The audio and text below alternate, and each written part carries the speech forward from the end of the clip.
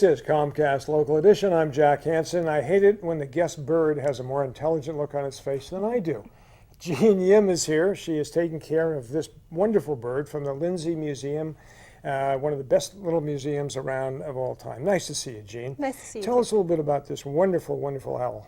Well, this is a great gray owl, and as you can see, she's quite a large bird. She's one of the tallest owls in North America, but she's not the heaviest because she's got very dense feathers to withstand the very cold temperatures in the places that they're found up in the northern part of this continent. Okay, now I'm pretty sure I've seen an owl like this in Yosemite, is that right? Yeah, they are found in Yosemite, in California, in fact. The only place you'll be able to see this owl would be in the Yosemite Valley or in a place like Lindsay Wildlife Museum. Yeah, okay. But in a bird like this at the Lindsay Museum, we should tell people who are not familiar with it that they only take animals there that can't go back out into the wild. Right. All the animals here at Lindsay Wildlife Museum are ones that are non-releasable. That means they can't be released in the wild.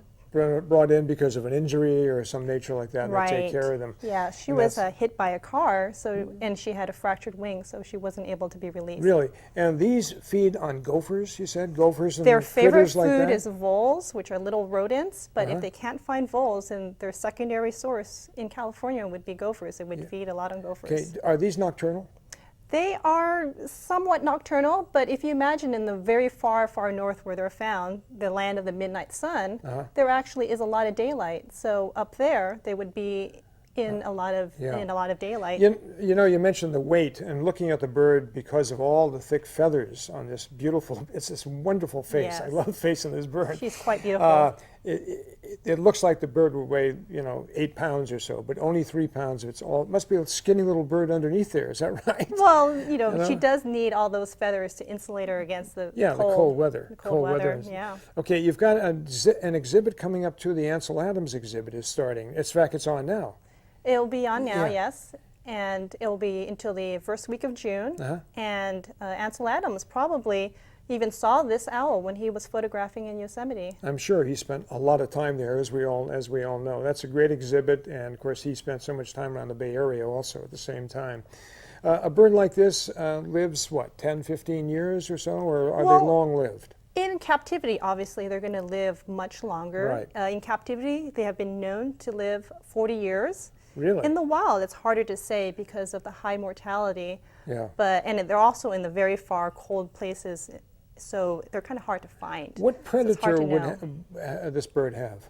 They really don't have many predators. He's a lucky bird, as the saying goes. No wonder he's got a happy look on his face. But I have to go back again to that expression. And one other thing, owls turn their heads around, but it's not 360 degrees. No, it looks like it is, but it's not. It's not like it's Exorcist or something like that. That's right. They only I'm glad turn their to hear heads. that, Jean. Yeah. They turn their heads 270 degrees, and it allows them to look around them, and also to preen all the feathers on their backs and everywhere on their body. Well, I noticed he's turning his head. I mean, it's a constant movement with this. What about the barn owl? Are they related to these? I've looked up, you see these big birds about the same size, they seem like. Are they a close relation to this bird or not? They're somewhat close. They're in different families, but they're still related because they're both owls. So they're somewhat close. Not as close as this owl is with the great horned owl. Oh, I see. Okay. I know throughout the summer program, Lindsay has all kinds of things going on there, the Lindsay Museum. And of course, it's open to the public, and people should go there. And it's great for youngsters to get close to birds and animals like this that you've rescued from the wild, when they needed to be rescued. We don't like to bring them in captivity unless they have to be in there. And I'm sure he'd rather be outside somewhere now chasing a mole or whatever they chase. I don't know. Anyway, Jean, thanks so much for coming in and bringing it. Does he have a name? We don't name our animals. I didn't think so. We want people to consider them as the wild creatures that they are. Mr. Owl. That's it. All right. Okay, this is Comcast Local Edition. I'm Jack Hansen, and doesn't he have a weight face? And so does Jean, as a matter of fact. Thanks for watching.